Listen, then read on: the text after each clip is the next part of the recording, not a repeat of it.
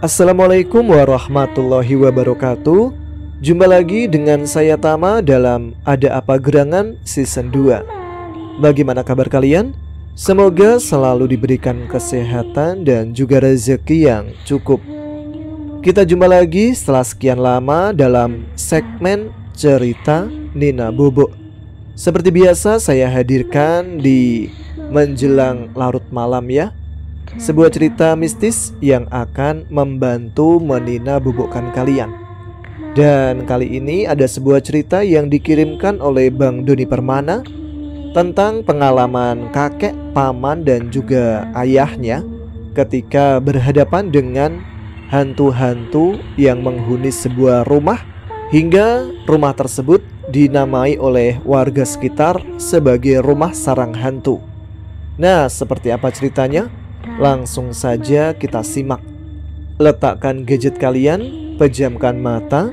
Ceritanya mulai dari sini.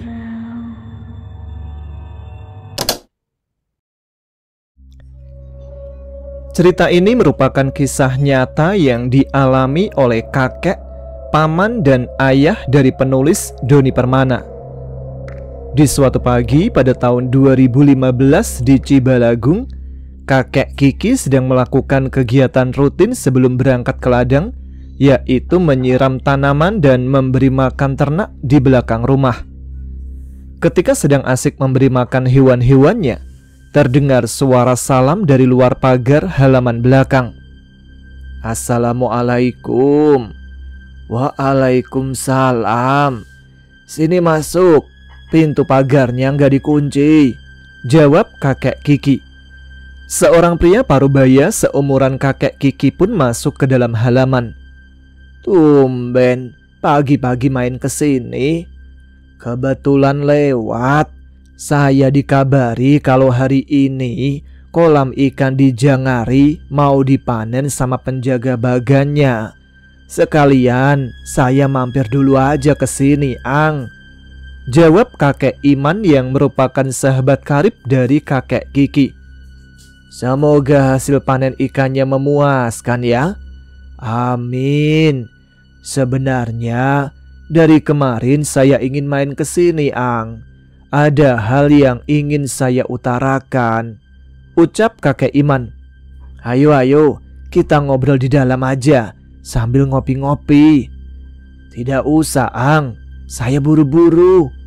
Gini, 7 tahun ke belakang saya kan beli tanah di daerah Mande. Terus saya bangun rumah di sana. Terus niatnya mau saya jual lagi rumah itu. Ya, hitung-hitung investasi. Setelah rumah itu jadi, ada yang beli. Tapi baru sebulan ditempati, orangnya minta uangnya dikembalikan dengan alasan rumahnya angker. Bahkan sampai makan korban jiwa. Jelas kakek Iman. Sudah tua aja itu meninggalnya. Kita juga bakalan nyusul. Tinggal nunggu waktunya aja. Iya, Ang. Yang beli rumah itu minta dibalikin uangnya. Walaupun katanya nggak apa-apa kalau mau dipotong. Hitung-hitung permintaan maaf. Ya sudah, daripada ribut, saya balikin saja uangnya. Toh belum dipakai. Sekarang rumahnya udah terjual lagi belum? Sekarang rumahnya terbengkalai, kosong, padahal bangunan rumahnya masih bagus. Saya juga berhenti menawarkan rumahnya. Lah, sudah ada 10 pembeli yang minta dibalikin uangnya. Dan rata-rata mereka hanya kuat menempati selama 1 bulan. Mereka mengaku mendapatkan banyak teror setiap hari. Sekarang maunya gimana? Tanya kakek Kiki. Kamu isi aja, Ang, rumahnya. Sayang kalau mau bazir. Ya sudah, nanti saya main ke sana. Nanti kalau rumah itu bisa saya tempati, jual lagi aja ya. Nih kuncinya. Sudah saya bawa. Tanyain aja rumah saya yang mana sama warga kampung sana. Pokoknya tidak jauh dari rumah itu ada pohon beringin yang sangat besar. Oh iya, tapi rumahnya nggak ada listriknya. Setiap saya ganti lampu yang rusak, lampunya mati mulu. Mungkin banyak kabel yang putus di plafon rumahnya.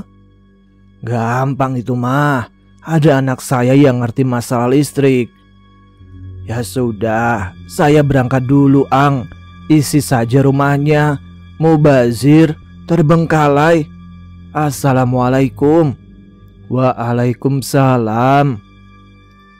Singkat cerita, sepulang dari ladang dan beristirahat, kakek Kiki menaiki ojek menuju ke rumah yang dimaksud oleh sahabatnya.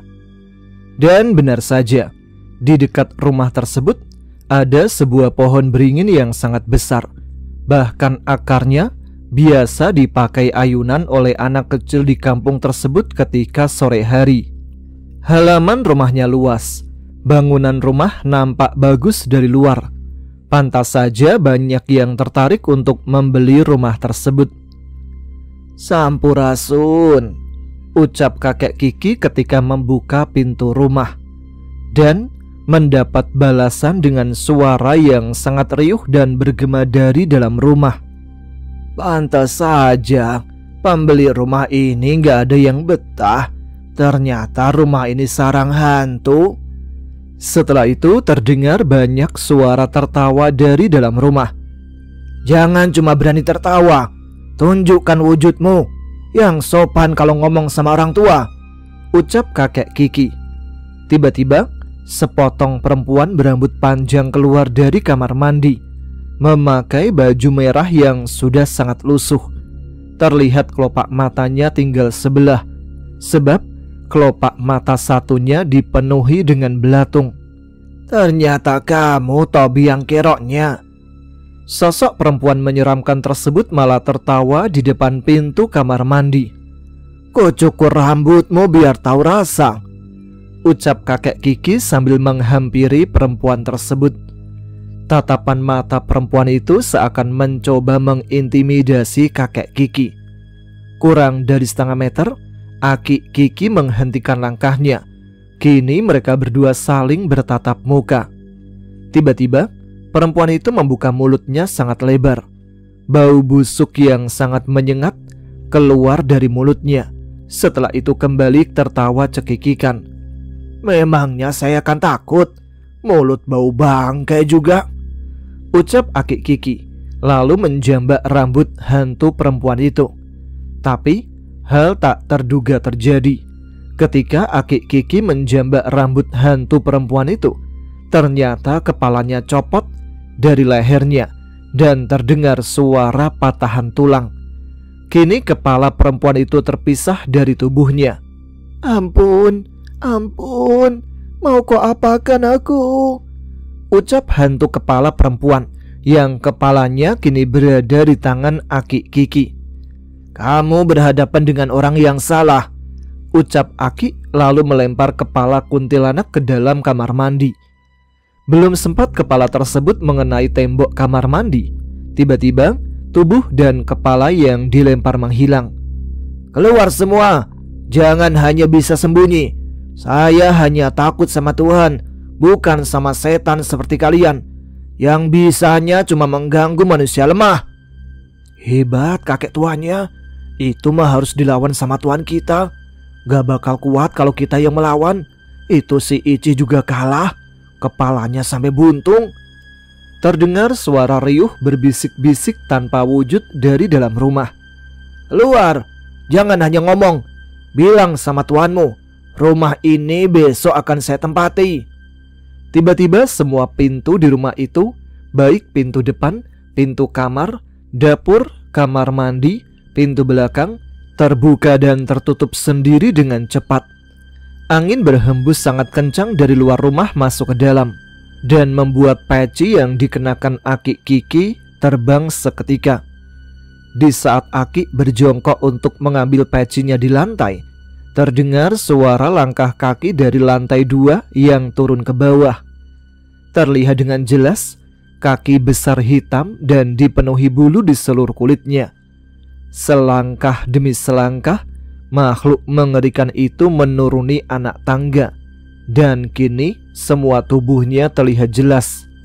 Tatapan matanya sangat tajam melihat ke arah Aki Kiki yang sedang jongkok. Rambutnya gondrong, ada 2 taring panjang di giginya. Mulutnya terus mengeluarkan air liur. Kuku hitam panjang di jari tangan dan kakinya. Tubuh dipenuhi bulu lebat dan perutnya buncit. Kemudian Aki Kiki berdiri dan mengangkat salah satu tangannya, didekatkan ke telinga, lalu mengumandangkan azan. Seketika angin kencang yang masuk ke dalam rumah berhenti. Semua pintu di dalam rumah yang tadinya membuka tertutup sendiri pun juga berhenti setelah Aki Kiki mengumandangkan azan pada bait pertama.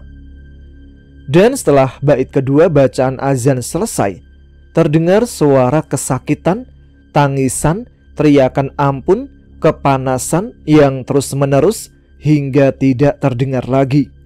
Saat Aki Kiki mau melanjutkan bait ketiga bacaan azan, makhluk hitam tadi bersuara, "Kamu berbeda dengan manusia lainnya.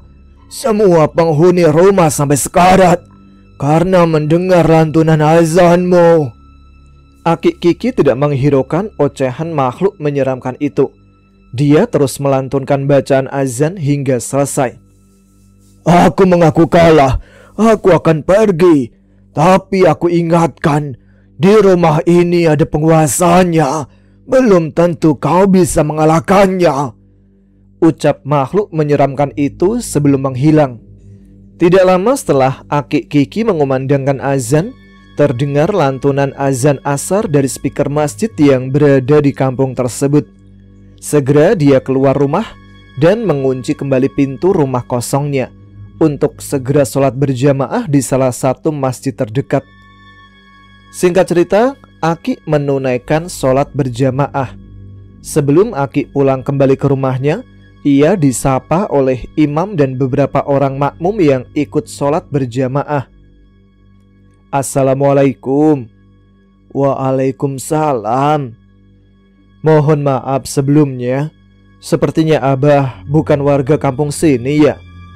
Terdengar ucapan pertanyaan sopan dari salah satu yang ada di sana.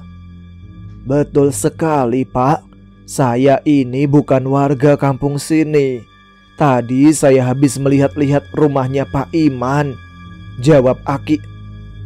"Abah mau menempati rumah itu? Bukannya saya mau menakuti, Bah. Tapi lebih baik jangan, Bah." "Betul, Bah. Rumah itu seperti sarang hantu. Hampir setiap warga yang melewati depan rumahnya selalu ditampakkan hal menyeramkan. Suara teriakan, tertawa, maupun suara tangisan. Bahkan penampakan perempuan berbaju merah selalu menampakkan wujudnya di siang hari," ucap salah satu makmum yang ikut nimbrung. "Oh, begitu ya, Pak," ucap Aki Kiki sambil menganggukkan kepala mendengarkan dengan seksama. "Setiap yang menempati rumah itu selalu kerasukan, Bah. Bahkan sampai berhari-hari. Walaupun sudah saya keluarkan jinnya, jin yang lain masuk lagi dan masuk lagi," ucap bapak-bapak yang menjadi imam masjid. "Iya, betul sekali bapak-bapak. Saya merasakan hawa negatif setelah berada di dalam rumah itu.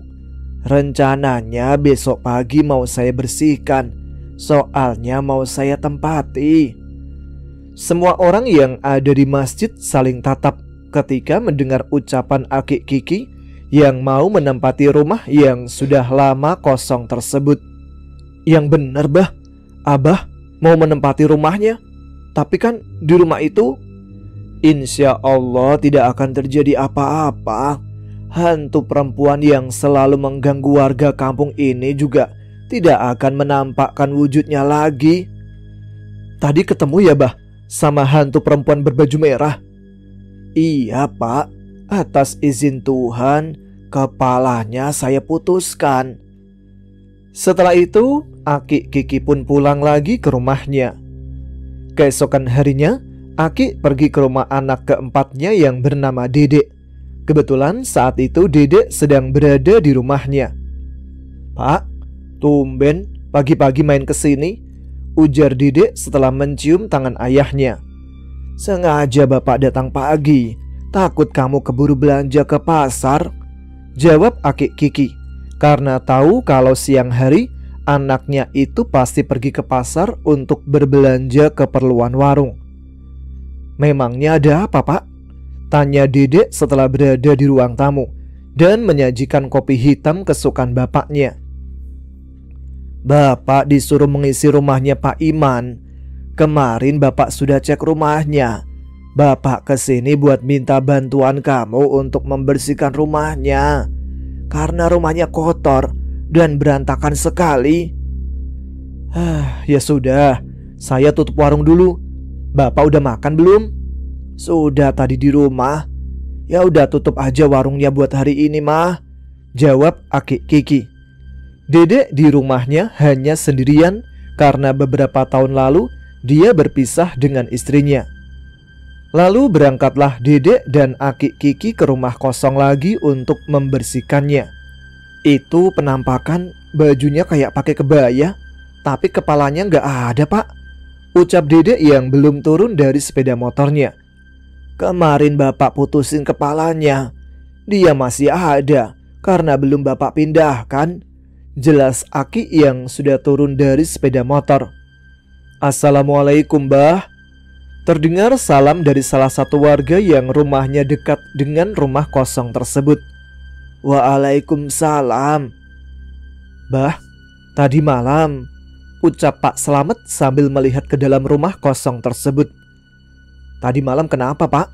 Tanya Dedek. Tadi malam ada yang ngetuk-ngetuk pintu rumah. Bukan hanya rumah saya yang diketuk. Saat saya buka pintunya, kaget saya. Ternyata ada hantu berbaju merah, tidak ada kepalanya, jelas Pak Slamet. Barusan saya juga lihat hantunya ada di dalam rumah tuh, di balik jendela, jawab Dedek. Semua penghuni yang ada di dalam rumah belum saya pindahin. Insya Allah tar malam sudah tidak ada yang mengetuk pintu rumah lagi. Iya bah, pindahin aja, meresahkan. Obrolan pun berhenti ketika terdengar samar suara dari dalam rumah. Tuh, aki-aki peyote datang deui. Cepat, kasih tahu Tuan, dia bukan tandingan kita. Bah, saya pamit dulu ya, ucap Pak Slamet yang segera beranjak pergi. Dedek tidak begitu kaget mendengar maupun melihat makhluk astral yang menyeramkan, karena dia selalu ikut mengantar kalau bapaknya ada yang meminta bantuan untuk mengusir makhluk astral. Sebelum membuka pintu rumah, Aki diam sejenak untuk membaca doa, meminta perlindungan dan kelancaran kepada Tuhan untuk membersihkan rumah kosong tersebut. Lalu Aki membuka pintu rumahnya. Mau pergi sendiri atau diusir sama saya? Di sini bukan tempat kalian. Rumah ini akan saya tempati. Sekali lagi saya mendengar keluhan warga yang diganggu sama kalian, kumakan kamu atas izin Tuhan, ucap Aki di depan pintu dengan nada lantang. Dan tidak ada kejadian mistis setelah Aki berucap seperti itu. Rumah pun dibersihkan oleh Dedek dan Aki Kiki. Butuh waktu seharian untuk membersihkan rumah kosong tersebut. Hari pun berganti. Pagi-pagi sekali Dedek pergi ke rumah kakaknya yang bernama Dadan, yaitu ayah dari Doni Permana, untuk meminta bantuan memasang instalasi listrik di rumah kosong yang mau ditempati Kiki. Sebelum pergi ke rumah kosong itu, Dedek dan Dadan membeli kabel dan lampu dulu di toko peralatan listrik. Setelah kabel dan lampu sudah dibeli, Dadan dan Dedek langsung menuju ke rumah kosong. Sampai di depan rumah, tampak pintu sudah terbuka, yang berarti kemungkinan Aki Kiki sudah datang duluan. Di saat Dadan mau masuk ke dalam rumah, tepat di depan pintu, langkahnya terhenti. Di penglihatannya, tiba-tiba lantai rumah dan tanahnya terbuka sendiri. Terlihat dengan jelas sosok seorang pria dengan kumis tebal terbaring. Pria itu dikafani, dan di atas dadanya ada golok yang cukup besar. Dadan terdiam menyaksikan hal di luar logika tersebut untuk beberapa saat. Kang, Ucap Dedek yang sudah ada di dalam rumah mengagetkannya. Di saat Dadan mengedipkan matanya, lantai rumah kembali seperti semula, dan Dedek tidak melihat pocong yang sedang terbaring lagi. Masuklah Dadan ke dalam rumah. Ada 4 kamar, ruang tamu maupun ruang makan yang cukup luas ukurannya. Dan di atas lantai 2 ada 1 kamar dan ruang tamunya. "Pak, Pak," teriak Dedek mencari Aki Kiki. Kemudian Aki keluar dari toilet. Dedek pun langsung mendekat dan mencium tangannya. "Berangkat jam berapa tadi? Kok duluan?" ucap Dedek setelah mencium tangan ayahnya. Dadan mendekat perlahan. Saat dia berhadapan dengan ayahnya, bukannya salaman dengan dia, Dadan malah mencekik leher ayahnya sendiri. "Kang, kamu kenapa? Lepasin, Kang. Mau bunuh ayah sendiri kamu?" Sontak Dedek kaget karena melihat Dadan mencekik ayahnya. "Kamu yang sadar, mau aja ditipu sama jin," ucap Dadan dengan nada lantang. "Saya tidak akan tertipu dengan mainan anak-anak. Kamu salah orang kalau mau menipuku.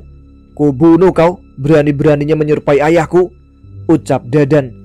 Dedek terus berusaha melepaskan tangan Dadan dari leher ayahnya yang tak bisa berkata-kata.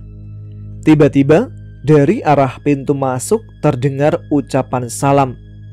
"Tuh Dek, ayah kita yang asli," ucap Dadan yang masih mencekik sosok jin yang menyerupai ayahnya. Ketika Aki datang, sosok yang menyerupainya berubah menjadi makhluk berbulu dengan wajah menyeramkan. Langsung saja Dadan membaca doa untuk membakar jin yang menyerupai ayahnya. Dan seketika tubuh makhluk menyeramkan itu mengeluarkan asap hitam yang sangat banyak. Kemudian jin tersebut menghilang. "Waduh, kita semua bisa mati kalau tidak pergi dari sini. Enggak bapaknya, enggak anaknya, bisa bunuh kita semua. Kabur yuk, kabur." Suara ribut terdengar jelas namun tidak ada wujudnya. "Pergi kalian semua," ucap Dadan lantang. Setelah jin yang dicekik Dadan menghilang, segera ia mendekati ayahnya untuk mencium tangannya. Dedek yang melihatnya hanya menggaruk-garuk kepala karena ia tertipu oleh jin yang menyerupai bapaknya. Tidak banyak obrolan yang dibicarakan, walaupun barusan telah terjadi hal di luar nalar antara ayah dan kedua anaknya di dalam rumah kosong tersebut. Dadan pun menaiki plafon rumah untuk mengecek dan mengganti kabel yang putus agar semua lampu rumah bisa dinyalakan kembali. Saat Dadan naik ke atas plafon rumah, hawanya terasa begitu pengap. Terdengar suara helaan nafas samar, menandakan di atas plafon seperti ada orang yang sedang berkerumun di dalam satu ruangan. Dadan lalu membaca doa untuk mengusir dan membakar jin yang bandel karena tidak mau meninggalkan rumah yang hendak diisi oleh ayahnya. "Ampun, panas, jangan bakar kami akan pergi." Suara gemuruh kesakitan, namun tidak ada sosoknya di atas plafon rumah. Setelah Dadan selesai membaca doa untuk mengusir makhluk tak kasat mata, dan pengapnya hawa di atas plafon rumah pun normal kembali. Walaupun tidak dipungkiri, masih ada banyak pasang mata yang sangat marah memperhatikan Dadan di sana. Tapi Dadan seakan cuek saja, walaupun ia tahu kalau makhluk astral yang masih bertahan adalah yang tingkatannya lebih tinggi. Satu persatu kabel listrik diganti karena hampir semua kabelnya putus. Dadan bagian memasang di atas plafon, sedangkan Dedek yang memasang lampu yang ada di bawah. Jadi cepat kelar kerjaannya. "Dek, semua kabelnya udah terpasang. Coba nyalain KWH-nya," teriak Dadan dari atas plafon. "Bentar Kang, tinggal pasang lampunya," teriak Dedek dari bawah. Dan setelah lampunya terpasang, Dedek menyalakan KWH beserta lampunya. "Yah, tinggal lampu ruang tamu yang gak mau menyala Kang," teriak Dedek memberitahu Dadan. "Ya udah, aku cek lagi, mungkin ada yang belum nyambung kabelnya." Tapi ketika Dadan mengecek kabel ruangannya, semua kabel ternyata telah tersambung. "Dek, coba nyalain lagi." "Masih belum menyala Kang." Kabel yang tersambung ke ruang tamu pun dicek kembali menggunakan tespen. Anehnya, tespen menyala, menandakan aliran listrik telah mengalir. "Ganti lampunya, barangkali rusak," teriak Dadan. "Udah Kang, tapi masih nggak mau nyala." Dadan pun pusing mengapa hal ini bisa terjadi. Padahal semua kabel telah tersambung. Harusnya lampunya bisa dinyalakan. Dadan memutuskan turun dari plafon, biar dia sendiri yang menyalakan lampunya. Ketika Dadan akan turun dari atas plafon, tiba-tiba lantai dan tanahnya kembali terbuka. Terlihat sosok pocong yang pertama kali dilihat ketika mau masuk ke dalam rumah. "Pantes saja lampunya nggak mau nyala, ternyata digangguin sama kamu," ucap Dadan yang hendak turun dari plafon. Golok yang berada di atas dada pocong tersebut perlahan keluar sendiri dan terbang seakan mau menusuk tubuh Dadan. Golok itu melesat dan menuju ke dada Dadan, tapi Dadan tidak menangkisnya, seakan dia pasrah kalau ia akan ditusuk oleh golok tersebut. Dengan tatapan mata yang tajam, Dadan menatap pocong yang masih terbaring, tidak menghiraukan golok yang terbang akan menusuk dadanya. Golok itu pun tepat mengenai dada Dadan, tapi goloknya tidak mampu menembus dadanya, hanya merobek baju yang ia kenakan. Sontak Dadan pun memegang gagang golok yang hendak menusuk dadanya, dan golok itu diambil, lalu mengarahkan golok tersebut untuk menusuk pocong yang sedang terbaring. Benda itu melesat dan hanya berjarak beberapa inci dari kepala pocong tersebut, membuat pocong yang terbaring membuka matanya, lalu melotot dan kemudian duduk. Mau mati 2 kali rupanya," ucap Dadan. "Kenapa tidak kau tusukkan golok itu ke dadaku, ah? Bukan hanya kamu yang tidak mempan senjata tajam," ucap pocong itu dengan bergema. Dadan hanya tersenyum manis mendengar perkataan tersebut. Setelah pocong itu berucap, tiba-tiba Aki datang menghampiri pocong yang duduk sambil membawa bantal bekas penghuni sebelumnya. "Sombong amat, emang dulunya bekas jawara kau ya?" ucap Aki sambil memukul kepala pocong tersebut menggunakan bantal. "Dari mana kau tahu kelemahan semua kejayaanku, kakek tua? Aduh, sakit, ampun," teriak pocong. "Guling-guling sekalian, masa bekas jawara kalah sama bantal yang isinya cuma busa?" ucap Aki. "Sialan kalian semua, kalian tidak akan menang melawan tuanku," ucap pocong itu sebelum menghilang. "Laporin sana, dasar tukang adu," ucap Dadan. Dedek yang melihatnya hanya menggaruk kepala, tanda ia keheranan karena dia tidak bisa menyaksikan yang baru saja terjadi. Dadan pun turun dari atas plafon menggunakan tangga kayu. Lalu ia sendiri yang mencoba menyalakan lampu ruang tamu. "Sudah nyala, Kang," jawab Dedek dari bawah. Bener-bener dikerjain sama hantu rumah ini. Masa kabel nyambung lampunya nggak nyala? Setelah itu Aki Kiki pun menggelar sajadah, lalu bersedekap untuk memohon pertolongan kepada Tuhan agar semua gangguan dari makhluk astral dihilangkan. Tidak lama setelah itu, banyak sekali terdengar suara teriakan minta tolong, kesakitan, dan bilang akan pergi dari rumah serta tidak akan mengganggu lagi. Pekerjaan memasang listrik pun selesai tepat jam 10 malam. Dadan meminta diantarkan pulang ke rumah oleh Dedek. Saat berada di luar rumah, jelas sekali sosok bersayap sedang terbang menunggu di luar rumah. Wujudnya ular, tapi bersayap dan kakinya seperti manusia. "Saya udah capek, mau pulang," ucap Dadan. "Saya menampakkan wujud hanya untuk memberitahu kalau saya dan semua penghuni akan pindah dari sini," ucap makhluk yang menyerupai ular tersebut.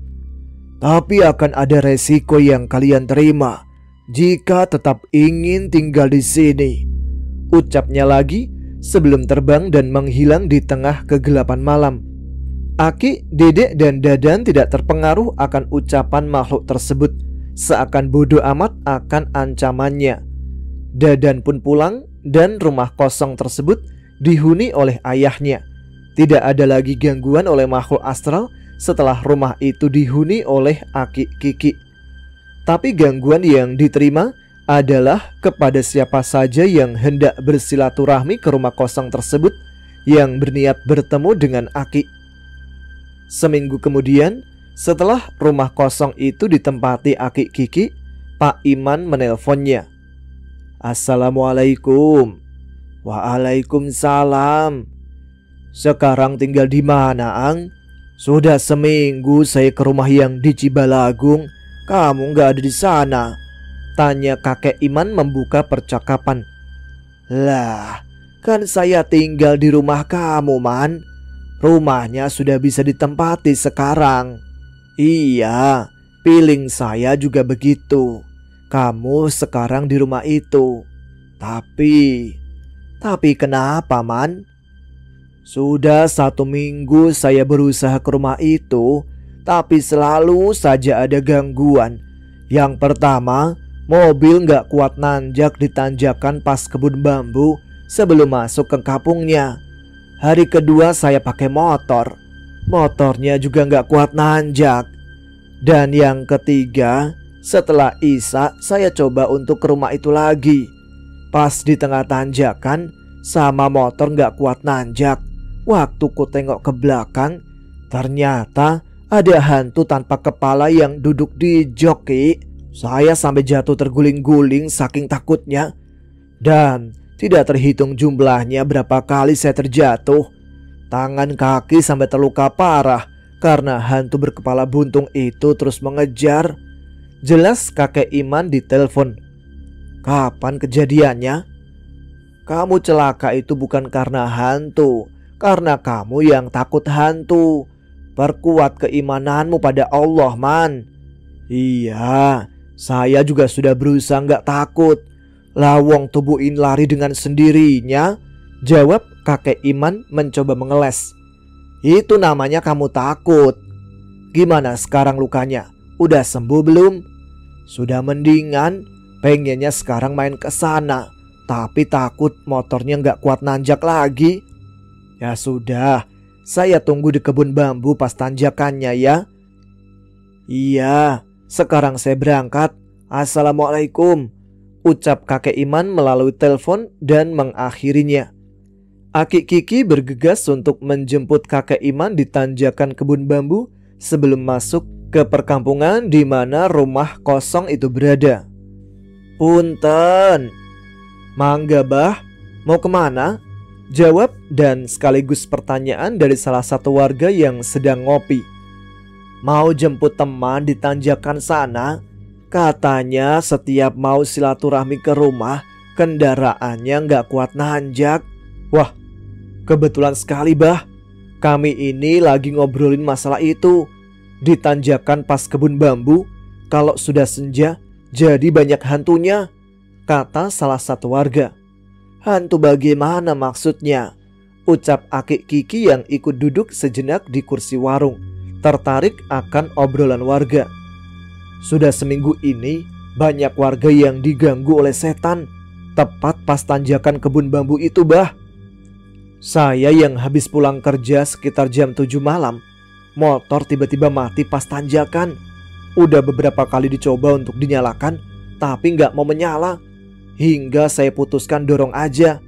Tapi waktu saya dorong motornya, terdengar suara tertawa dari kebun bambu. Langsunglah saya percepat dorongnya. Tapi ternyata motornya jadi sangat berat. Ketika aku tengok ke belakang, ternyata ada pocong bah, lagi duduk di atas motor. Langsung saya lari terbirit-birit. Gak terhitung jumlahnya saya terjatuh. Nih, bekas lukanya waktu jatuh juga belum sembuh. Jelas warga sambil menunjukkan bekas lukanya. Awalnya saya mengira itu cuma bohongan belaka bah. Pikirku ketika dia cerita, itu luka karena jatuh dari motor saja, terus nyalain hantu. Jadi setelah sholat subuh, saya kan selalu belanja ke pasar untuk keperluan warung. Nah, pas turunan kebun bambu, tiba-tiba ada 3 anak kecil yang nyebrang jalan. Sontak saya mendadak dan hampir jatuh. Saya marahin kan 3 anak kecil itu. Tapi waktu saya tengok lagi ke pinggir jalan, bocah itu udah gak ada.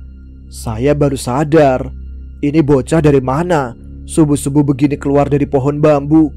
Dan waktu ku tengok ke arah pohon bambunya, tiba-tiba itu pohon bambu bergoyang sendiri. Padahal gak ada angin, bah. Samar terlihat bayangan hitam yang mau keluar dan mengarah kepadaku. Udah, ku tinggalkan motor itu, terus lari menggunakan langkah 1000. Nih, sampai jatuh, luka bekas jatuhnya masih ada, belum sembuh, bah. Jelas pemilik warung yang ikut nimbrung. Kenapa harus lari? Kan jadinya malah celaka. Ada gesekan waktu di mana setan menampakkan diri.